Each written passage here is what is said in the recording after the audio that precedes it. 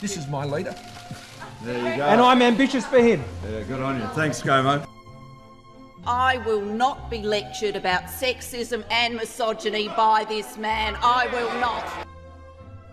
Did he knock back the crystal? I don't think so. So we have a very clear plan for jobs and growth.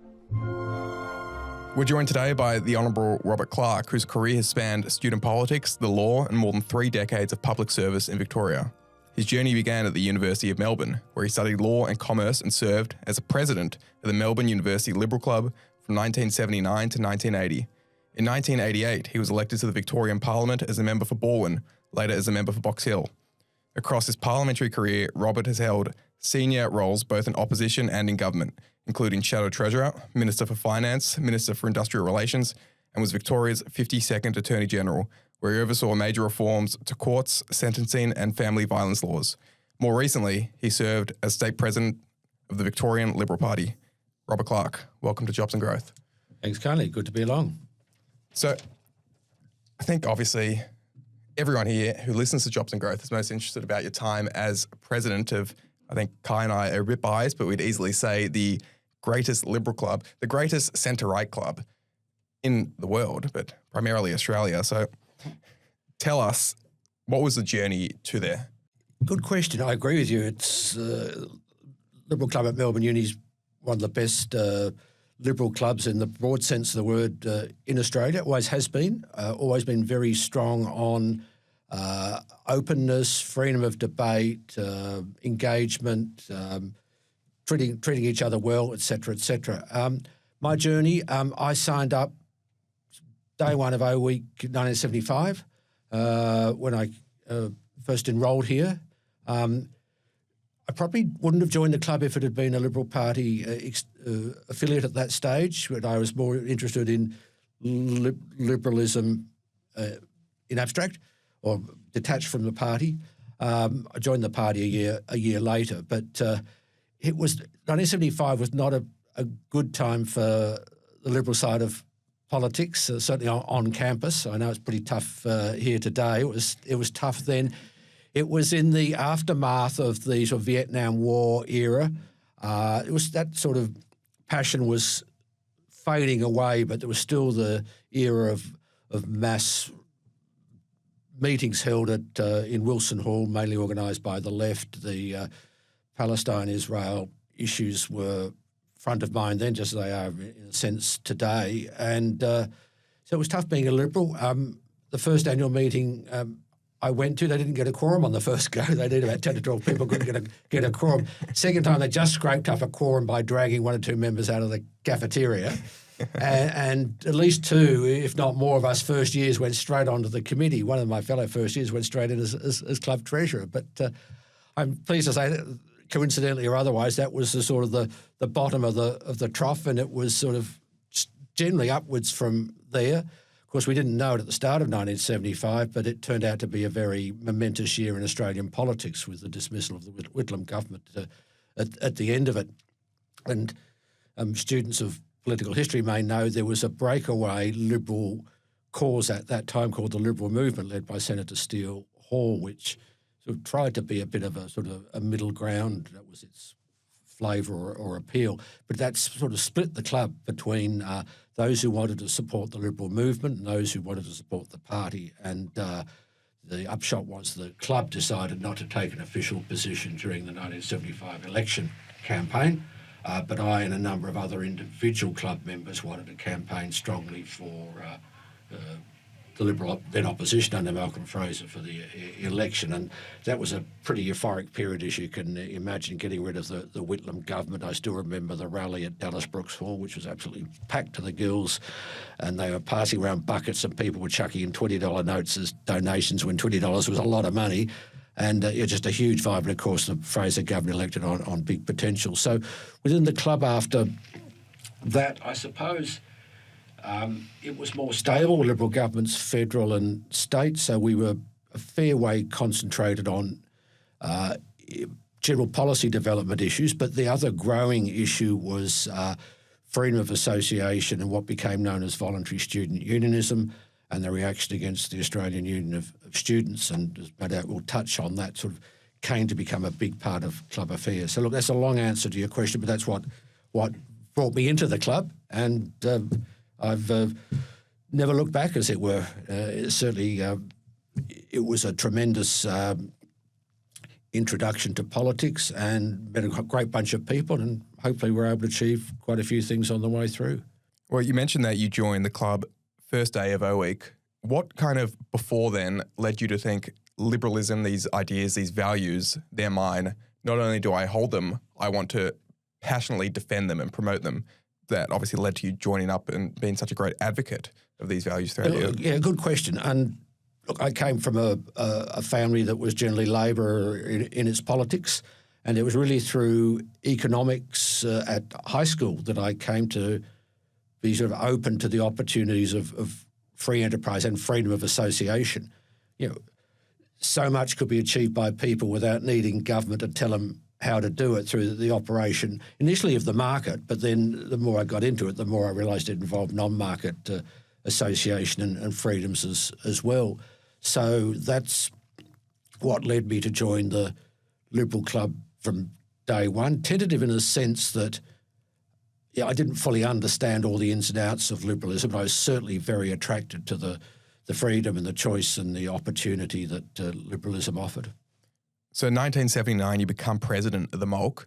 What changes in you from then on out? That, now before you're a committee member, you're presumably a member of the executive before them, but now that you're president, how did that change your relationship with activism on campus and, really being at the head of a position on campus where you have to defend these values in such a hostile environment? Look, I suppose it's a progression in the sense that I'd been active in advocating the Liberal cause in student politics way before I became president. So that wasn't so much of a change. The change is when you become head of any organisation, you've got overall responsibility. Everybody comes to you. The phone rings when something goes wrong, and you've got to solve all the problems. And it's a responsibility of coordinating everybody else as well as doing stuff yourself. And I suppose at that point we were pursuing the voluntary student unionism campaign as a political cause, and of course campaigning actively in student elections as well. So it was just all those, I won't say day-to-day tasks, but whatever is on the agenda for the club at the time is something the president needs to make happen. Well, you mentioned voluntary student unionism, and that was famously a big issue at the time. It still is now. Can you tell us how you came to your position and then how you advocated it, and obviously you ended up in the Supreme Court of Victoria, and how you got there? Yeah, well, the more I and others thought about it and spoke about it, the more it seemed to us that compulsory student unionism was contrary to Liberal principles, and that based on any other aspect of free enterprise, it would be much better if people had freedom of choice whether to join or not to join a union, because if it's compulsory, there's no pressure on the organisation to deliver, and if the union or any student service is really going to be of value, it should win members voluntarily rather than by coercion. That's the basic principle. It sort of overlapped with concern about Australian Union of Students, which is, I'm sure you know, this sort of continues today with different names. Student unions tend to be dominated by the left, and the AUS was certainly a very left-wing organisation. And so the other view that sort of ran alongside it was, why should student money be going to such a bunch of crazy causes and terrible causes in some respects that many students didn't believe in? And there was in a way there was a broader alliance of views opposed to the left-wing approach of AUS than there was about voluntary student unionism. Voluntary student unionism was very much a liberal cause, but a whole bunch of people across the political spectrum were opposed to the left-wing extremism of AUS. And as you will probably be aware, there was a series of secession campaigns running on campuses around Australia where there were votes from different campuses to disaffiliate from AUS.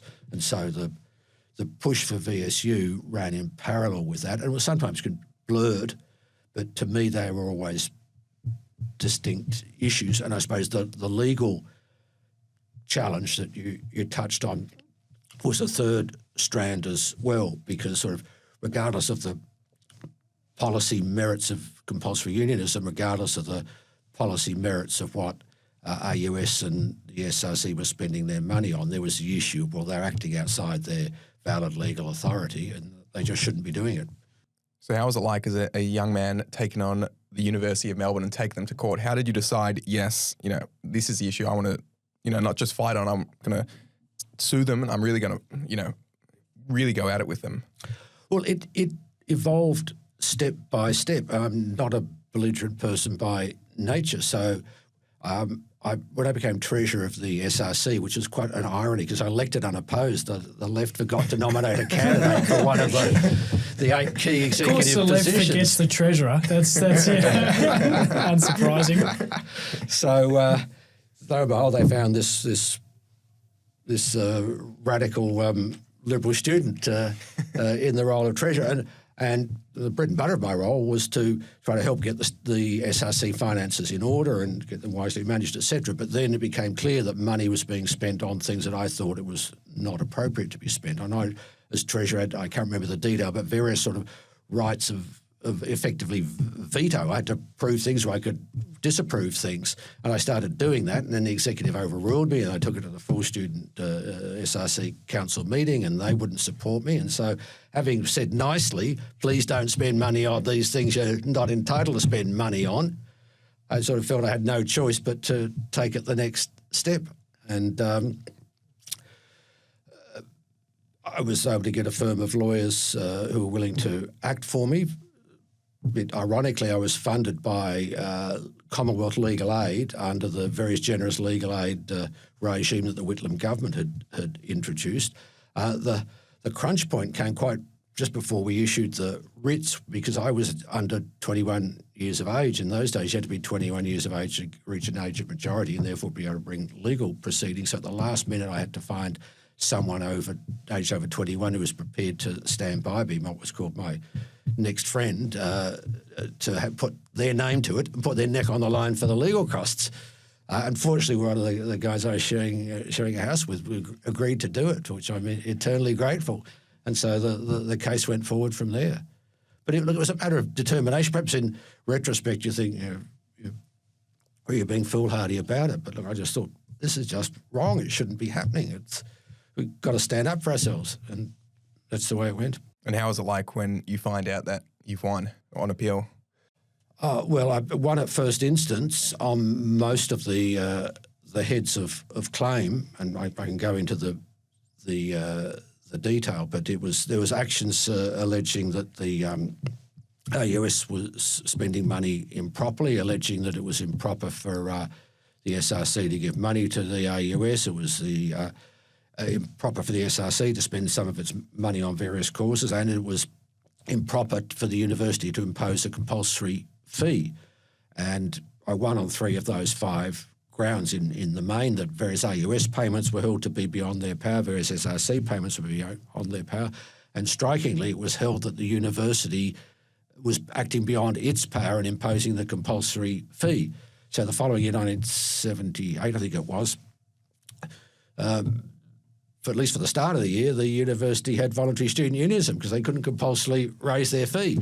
Now, disappointingly, in a way, the university went off to the Liberal government of the day and persuaded them to pass legislation to validate their imposition of the fee. The government put various strings on it, but requiring a certain voter turnout in their student elections before the SRC could be funded. But basically, they reinstated the status quo, which I was not very happy with, as you can imagine. But And that, of course, then rolled onto the VSU campaign. We've had Liberal governments at different times, federal and state, seeking to implement VSU on the way through.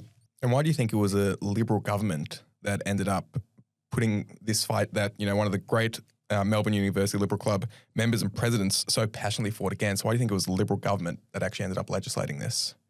Look, I think you could crudely attribute it to sort of the lobbying influence of the university administrations, but to be fair to those who had a different view. There were a number of them who thought university not just about education, it's about broadening your horizons, and it's good for you if you get exposure to sport and to art and to the Road and White Library and the student life and student culture and student theatre and all these other things that can only be funded through a compulsory fee.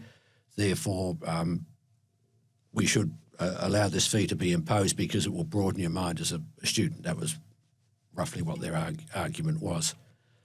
And to me, the retort would be, well, all those, if the services were truly of value, they would attract enough people voluntarily to stand on their own 2 feet without needing compulsion. But that was probably, to be fair, the reason that was motivating a number of Liberal, including some senior ministers.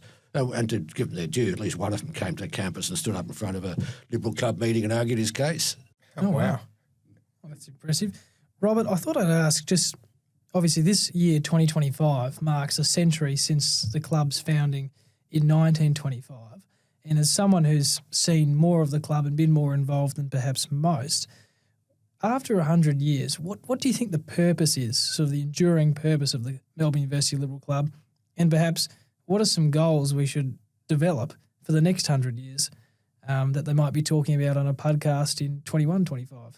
I think the core role of the club remains what it always has been, which is to raise awareness amongst university students of what liberalism stands for, what its benefits are, and therefore why they should also be supportive of liberal values. How that gets manifested maybe varies from time to time, but certainly getting involved in student elections, I think, is generally worthwhile. There's times when people say, "Oh no, why are you wasting your time on that? Leave it to the left and concentrate on other things." But I think it is worthwhile to do, both in itself because it's important to have the Liberal voice on student bodies, and also it provides very valuable campaigning experience for club members. How you go about raising awareness of liberalism on campus, that's probably going to change with technology and messaging styles. Certainly in my time, and I think in previous times, the meetings with guest speakers were a big deal, and when we'd get a decent guest speaker, it would be advertised to students generally, and they'd come along and listen. You know, we'd have, ironically, we had Don Chipper along on the day that he announced he was quitting the Liberal Party and starting the Australian, what turned out to be the Australian Democrats. But he still came along to the club and he gave a meeting, and needless to say, the press all turned up as well, and it was quite exciting. But we had Senator Alan Misson and we'd invite prominent figures on campus, as you do today. We'd get Liberal ministers or senior MPs to come on campus and talk to students generally, as well as come to club events. Now, these days, podcasts, social media, whatever, I'll leave you to what the details are, but I think spreading the message of liberalism is going to be always the core business of the club, and providing as part of that a welcoming environment for people who are tentatively interested in liberalism or want to learn more to join in without feeling they're going to be shouted down, howled out, their views disrespected. Even if their views are naive, then the people aren't going to rubbish them, they're going to take them through it, and it's a tremendous educative process.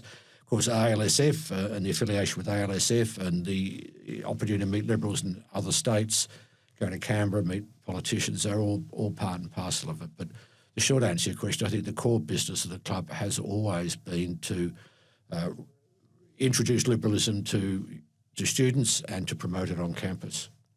Yeah, well, you mentioned ALSF. You're obviously heavily involved with that organisation as well. Can you tell us how maybe your experience as a member differed in the MULC, which seems more day-to-day, as you mentioned, versus a federal body like the ALSF?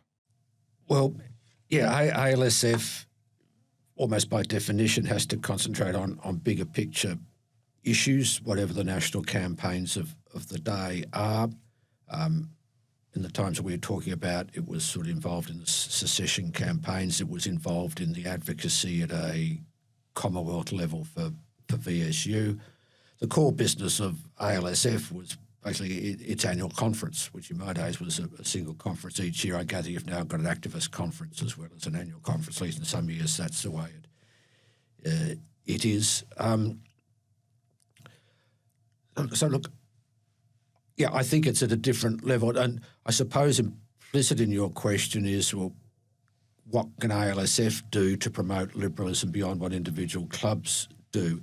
It may be easier these days in the sense that ALSF can have outlets through social media that weren't available in the past. In the past, if there was a national issue involving students, then the president of ALSF might speak to the mainstream media, traditional media, might give TV interviews, might write letters to the editor, might write opinion pieces on the issue or something else. If there's an issue about what do young people think about the Liberal government or et cetera, they might put in their point of view. But it was relatively limited. Perhaps there's a bigger role now for ALSF than there was in the past. So you finished your degree at Melbourne Uni. Can you tell us how, first of all, that transition was first to the private sector and then your decision and what prompted you to get into state politics? Yes, well, I went into law as an article clerk, 1982 I think it was, and I practiced in that until I was elected to Parliament in 1988.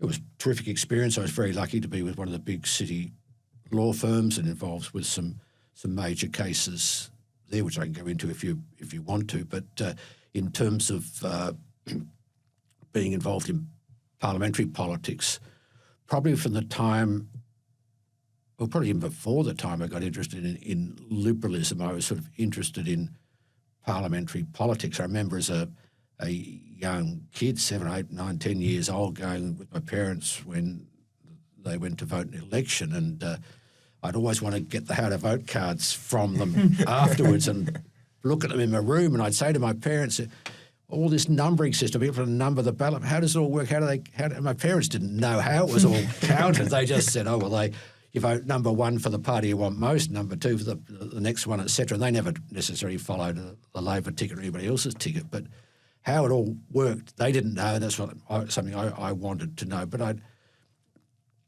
then with the Whitlam era, I think that was perhaps the catalyst, because the country was such a mess. And my thought was, well, the current people who are doing a pretty lousy job. If anybody thinks they can help do better, they ought to put up their hand for it. So that's how I ended up joining, I suppose, the party in 1976, having joined the club in 1975.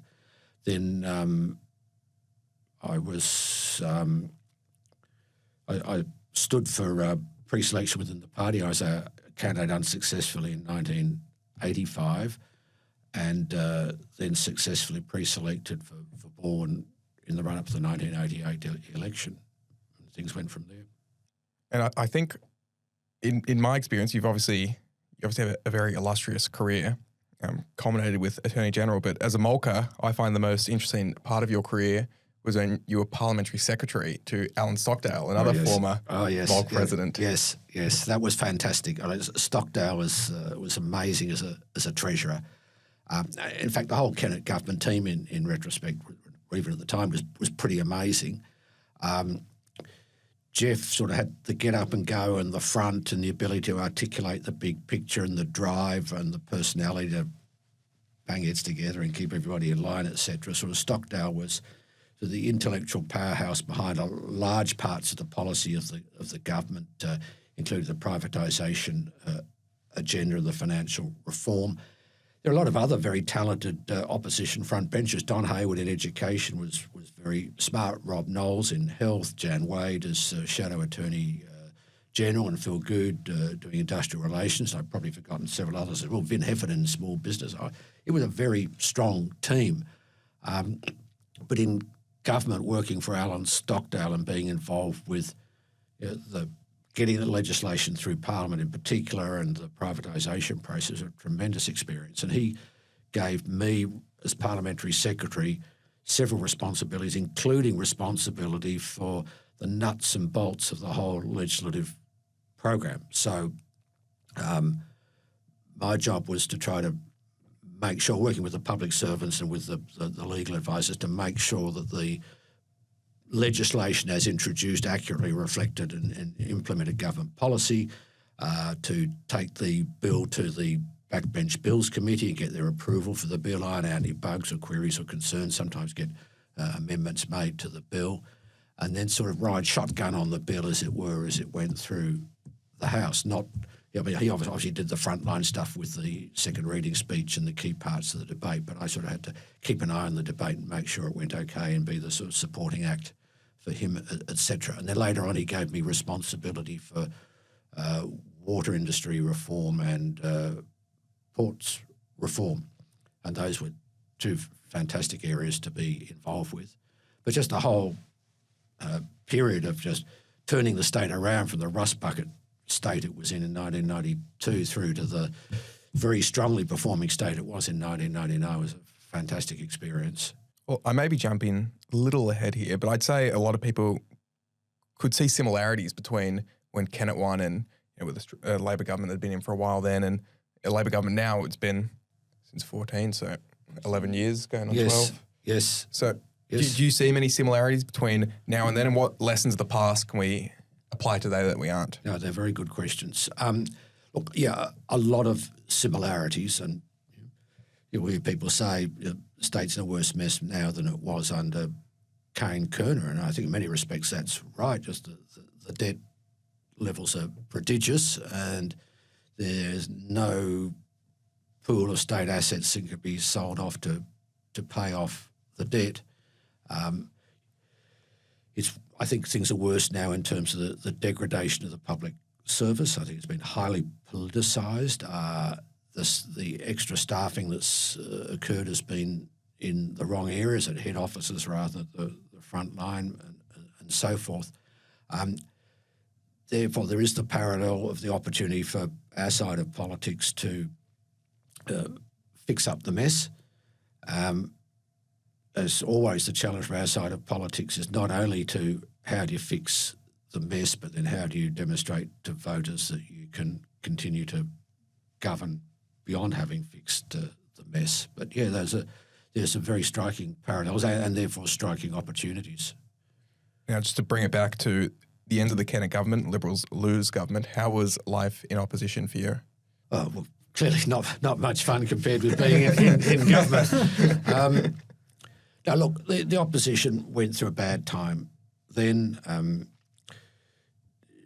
As you may know, Dennis Napthine became leader of the opposition, and some people didn't like how he was doing the job, and Robert Doyle became leader, and then Robert tried strenuously to keep things going and lift the party's stakes, but eventually sort of he threw in the towel as well under a lot of pressure and criticism and what have you. And then Ted Baillieu took over ahead of the 2006 election and did a pretty solid job then to make this the first election which we started to make headway again, and then to rebuild the party internally and took us into what turned out to be the successful 2010 election.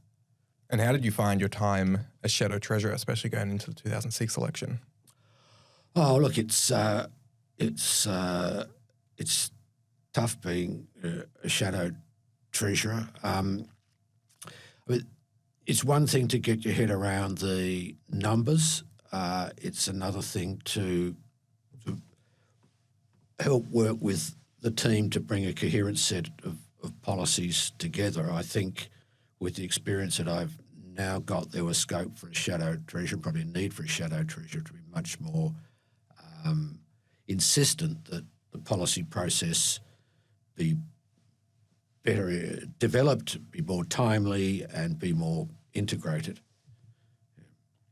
And look, those are all things that I think any opposition needs to learn from experience, and I suspect the federal parliamentary team has been going through that process and will need to continue to go through that process.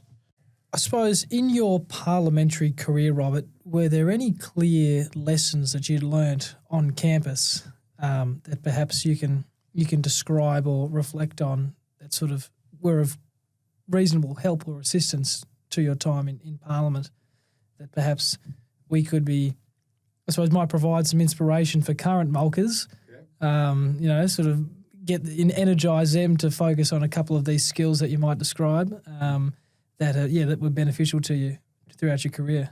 Look, I think from MULC involvement, you get to know about campaigning and about political debating far better than in almost any other context as a young person, because as a student you've got to take the argument to your political opponents face to face and on an ongoing basis, and you can't just argue in sound bites or cliches. You've got to argue at a more sophisticated level. Of course, campaigning and slogans is also important, but there's more to it than that. And if you're on an SRC or any other student union, student council, whatever it is, you've got to be able to try to win over others, particularly if you've got a proportional representation. You've got to build alliances and coalitions and persuade people. So you get that experience of first-hand debating and arguing and arguing on the merits rather than just how to structure an argument the most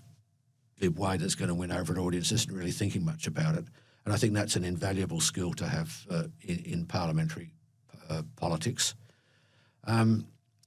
What else do you learn? I suppose you learn about how to work with people to greater or lesser extent, how to work with those on a political context.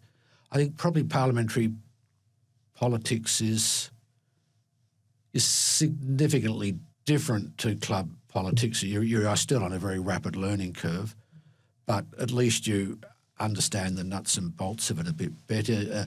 Clearly, if you've studied law at university, if you practice as a lawyer, you know a lot more about the formalities involved. But I think even if you hadn't been a law student, having been involved in issues about constitutions and administration and points of order and debate, that serves you in good stead. But I think that it gets you to first base, and it's certainly very helpful for your campaigning as a local MP. But I think it probably only gets you so far into parliamentary politics, but that big first step is worth taking. And it gives a great edge to club members. And also, frankly, it gives you a great edge in seeking pre-selection, because the skills I've spoken about in terms of being able to argue a case are very important when you're trying to persuade pre-selectors that you're the best person to be their candidate and that you've got a grasp of the issues and you can come up with solutions and you can articulate an argument. So 2006 election is done. You become the Shadow Attorney General. How did it feel, first of all, getting just back into government in 2010 and winning, and then actually being the Attorney General along with the Minister for Finance and Industrial Relations? Well, obviously, you are in politics to help form a government and then hopefully to implement good policies. In government, as a minister, it is a very full-on experience. I used to say it was like being squirted with a fire hose at 5 paces. A torrent of stuff comes towards you. And you've got the big picture issues, the things that get the media headlines. You've got the niggles from journalists with their little niche issues which you've got to deal with, otherwise they can get out of hand. Then you've got the public servants coming to you with both sort of their policy proposals or their agenda, and then just the day-to-day flood of stuff, correspondence, issues, matters needing to be decided. The Attorney General, when there's a constitutional case running in the High Court, you've got to decide whether or not the state's going to be represented. If so, you've got to brief counsel and decide what the arguments are going to be. So it's just coming at you from all directions. And the media cycle these days, and in those days, is just unrelenting. In some ways, it might be a bit easier these days, but I certainly remember certainly in opposition, I think it remained the case in government that there wasn't enough online media available. Certainly during the early part of the 2000s, there was not enough online media sources that you could get your news from your computer at home. So if I recall correctly, my agenda was to set the alarm for 6 o'clock in the morning, get up, jump into some clothes, drive to the local service station, buy copies of all the local paper, all the daily papers, come home, scour through them for anything that affected me as Shadow, and then ring through to the radios to try to drop grabs on the issues. I think by the time we come into government, it got a bit better. Of course, you got media officers. Right? So I think what had happened by the time you get government, instead of that, you'd get a call from the Premier's media team at sort of 6 o'clock in the morning saying, "Hey, Robert, there's a story running on such and such on AW or on ABC. Get on the radio and give them a comment." And you might have some forewarning of it the night before, and as time wore on, you had better anticipation of what was going on. But you'd be getting out of bed at some early hour of the morning and having to compose what you wanted to say and ring up the radio stations and give them your comments and hopefully say something articulate that defended the government's position without getting you or the government into trouble. So look, a long answer to your question, but the one thing I can say about being in government as a minister is it's a very intense experience, but look, obviously very rewarding. We had a very fully developed Attorney General's policy coming into government, so I wasn't sitting back waiting for the public servants to give me policy ideas. I was saying, here's our platform, which ended up not being published before the election, but I had it fully written, ready to be published. So here's our platform. Here's what I want you to deliver. Tell me how you're going to deliver it. And of course, you've then got to push and push and push to make it happen and deal with other government departments who might not agree with or have concerns about what you want to do, work it through the cabinet process, etc. So I'm happy to go into as much of that as you like. But I think that's. Can you talk us how it was like navigating through that government bureaucracy, even as a minister? Yeah, well, there's two aspects. In terms of your internal department, you've got to convey to your public servants what you want. You need to win their sort of acceptance of it. You've got to be open to the legitimate concerns that they have. You've then got to sort of make rulings on those concerns and say, no, I hear what you're saying, but this is what we want to do. Then you've got to make sure they do it. And look, public servants are human beings and they come to it with a whole different range of views. There were some public servants who were sort of willing to support the agenda of the government of the day, regardless of their own views. That was their job, and they did it the best of their ability and threw themselves heart and soul into it, and many of them went over and above the course of duty. There are others who'd been there, perhaps appointed out of ministerial advisory positions into permanent positions under the previous government, and they didn't politically agree with us. Some of them did the right thing and moved on. Some of them probably stayed around and were passively resistant to what we wanted to do. So as a minister, you've got to work through all of that. But on top of that, a big part of the exercise is making sure people actually understand what you want and that what they produce is going to implement what you want, because often they can think they're giving you what you want, but they don't understand it. So particularly in the Attorney General space, where a lot of what we're doing is around legislation, the task was to make sure the legislation actually reflected the policy and didn't have any nasties in it, unintended nasties that we didn't want. And so a large part of my job was making sure legislation was reviewed. In the end, I had what was called a Crown Counsel position, which is a position available to the Attorney General, and I appointed someone to that whose prime job was to review all the pieces of legislation and see whether they conformed with the instructions that had been given to the public servants. And quite often they didn't, and a lot of reworking was needed. And that wasn't necessarily, in fact, usually it wasn't due to any sabotage or lack of good faith on the part of the public servants. It was just not understanding or having their own bright ideas and not realising they didn't fit with what we wanted to do. So that was the public service side of things. And then the other part of the process is getting your legislation approved by Cabinet. And by and large, that's not such a difficult process, because hopefully your Cabinet colleagues agree with what you want to do and they trust you enough to go along with it. But there's a process in which the bills are consulted with amongst other departments, and often the department would brief up their ministers with concerns and you'd have to sort that through. Then, of course, you need to, at some stage of the process, have the bill reviewed by the Backbench Bills Committee, which is another important scrutiny point, and then take it through the Parliament. So, Robert, obviously, all you can see in the news, at least the past couple of months, has been the crime crisis in Victoria, and we've seen it in reporting season for ASX companies. We're seeing it in the machete bans and the discussion around there. And naturally, crime is a fundamental concern, I suspect, well, to any politician, but Attorney General naturally. Can you give us some thoughts on the current crime crisis? Is it a crime crisis? Are the sort of headlines correct? And youth crime, bail laws, tobacco law, have you personally had some thoughts on what you would do if you were back in the Attorney General's shoes? And your feedback would be...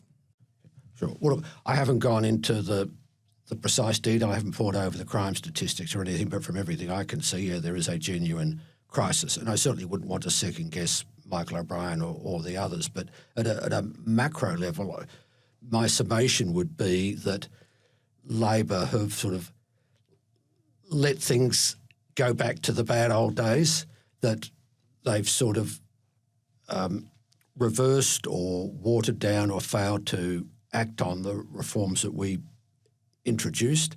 And so we're back to where we were in the latter part of the decade before the Baillieu government was elected.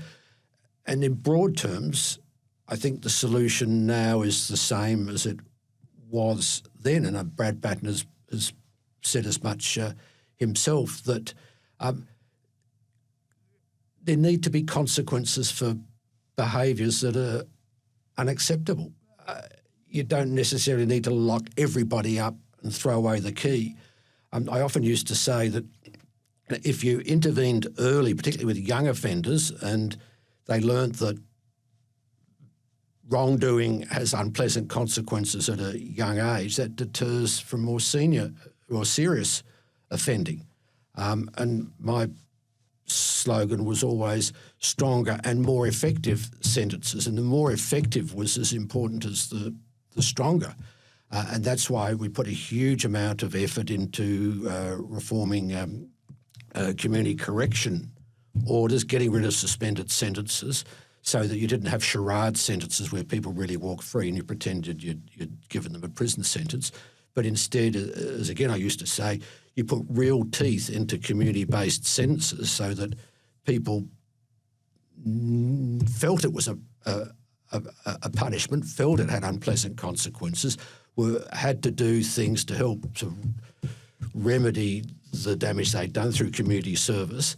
And hopefully if lesser offenders received a strong and effective community-based sentence, then they wouldn't be tempted to go on to more serious crime.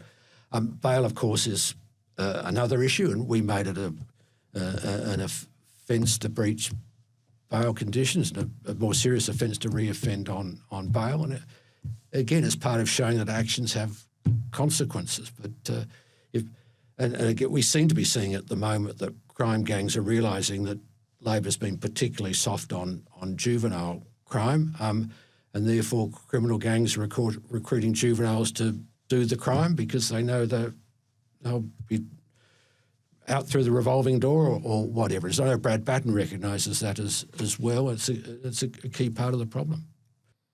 Well, you mentioned at the start there about how the left likes to change, and it's almost revolutionary in a sense.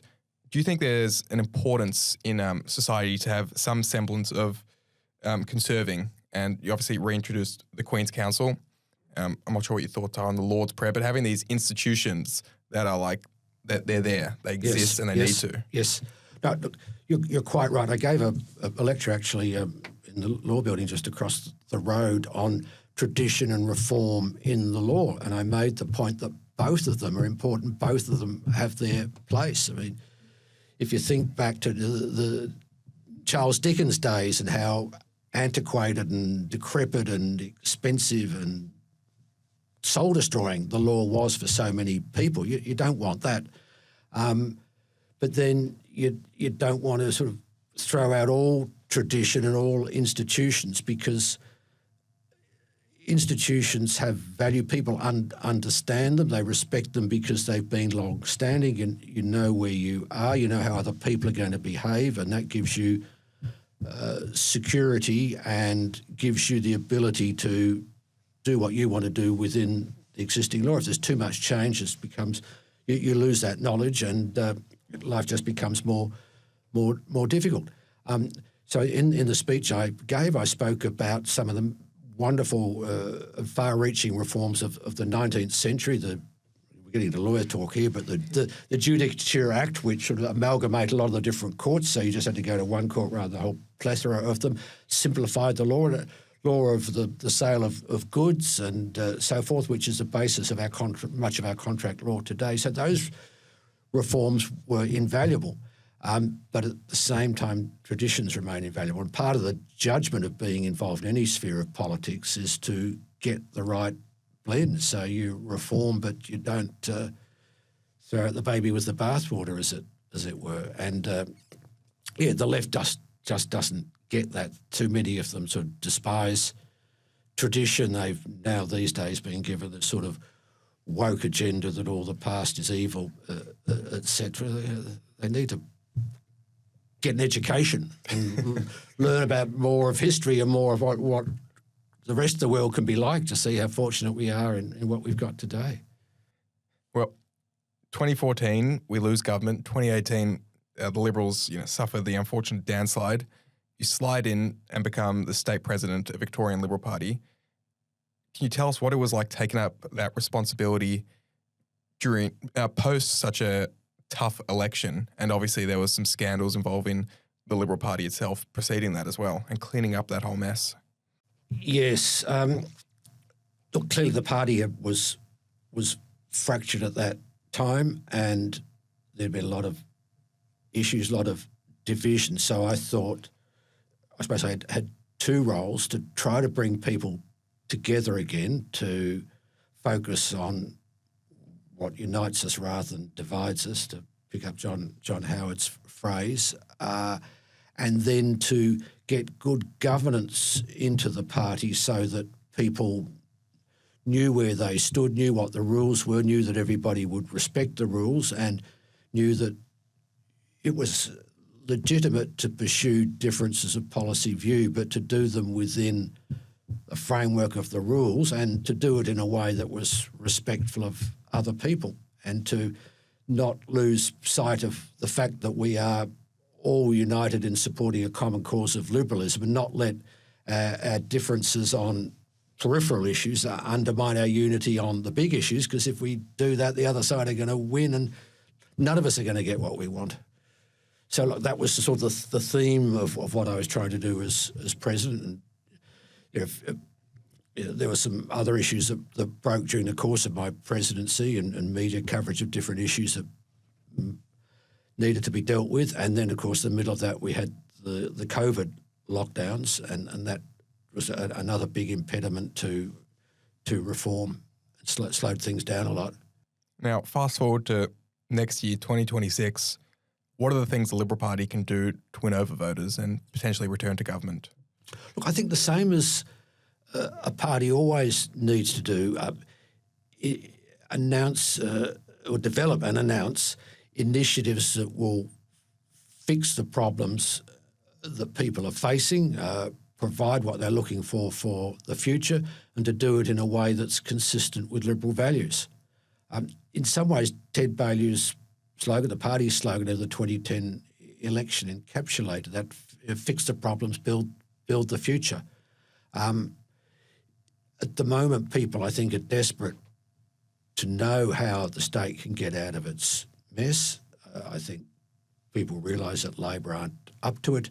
There's the opportunity for us to prove to people that we are up to it, and the best way to do that is to be enunciating policies that demonstrate that we can do that. Now, that's not rocket science. It's what oppositions do at all different times, and I don't want to tell Brad Batten and the team how to do it in detail, but I think that's the broad thrust of it. I think they recognise that, and that's what they're working towards, and the sooner they are able to be in a position to do that, the sooner the political debate in Victoria will start focusing on the issues that matter to Victorians and not be preoccupied with peripheral issues.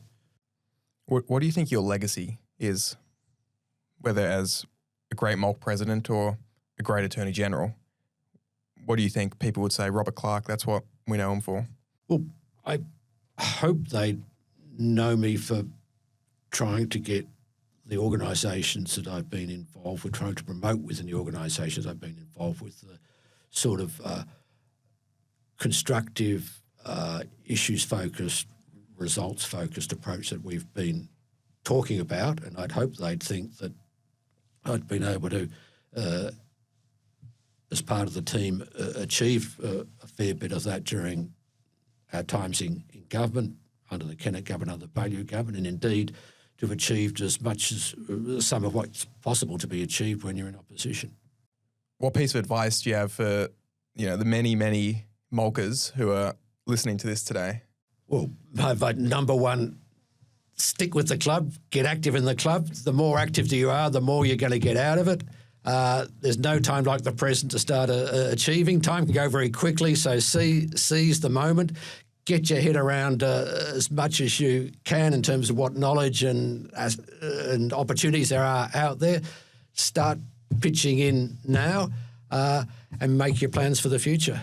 Perfect. And just one last one. What is the one thing going on that nobody is talking about? Look, the easy answer at a state level is how do we get the state out of the mess that it's in? Frankly, probably the same applies at a national level. And I suppose flowing on from that, for Australia, I think the issue that's not being talked about is how to turn our productivity around. I remember back to the days of Hilmer and the reform movements of the 1980s and 1990s. And it was almost bipartisan in the sense that we won the intellectual argument to the point where Hawke and Keating were implementing basically liberal policies. I mean, they did a lot of stuff that wasn't liberal policy, but some of the fundamental reforms were liberal policy. And that's why the nation, and indeed the world, with Margaret Thatcher and Ronald Reagan, were lifted out of the misery of the 1970s into sort of the optimism and forward-looking spirit of the late 1990s and early 2000s. And I would say since then, things have unravelled, slid back, and the issue we're not talking about is how come we've lost that and what do we need to do to regain it. And now just a quick fun one to end it. Who is your favourite Australian Prime Minister of all time? Look, you can't... Well, look, I don't know Robert Menzies. He obviously achieved a lot. In my lifetime, they've all got strengths, but John Howard would be the one that I admire the most. Robert, I just wanted to say, and because this will be broadcast as well at the Centenary dinner, it's been almost a half century since you were president of the club and you're still taking our calls and our emails to support. It's been almost 40 years since you were first elected to Parliament and you're still out helping with scrutineering. So as current MULC president to a former MULC president, I have to say my gratitude for your service to the state, the party and the club. And I hope that those at the dinner will learn from this what a life of service and real contribution to society looks like. So I just wanted to express that gratitude and certainly for your time today as well. Well, thank you, Kai. As the saying goes, you get as much out of things as you put into them. I've found it very satisfying and I'm delighted to continue to contribute and continue to do everything I can to support a great club like MULC. Robert Clark, thanks for joining us. It's a pleasure.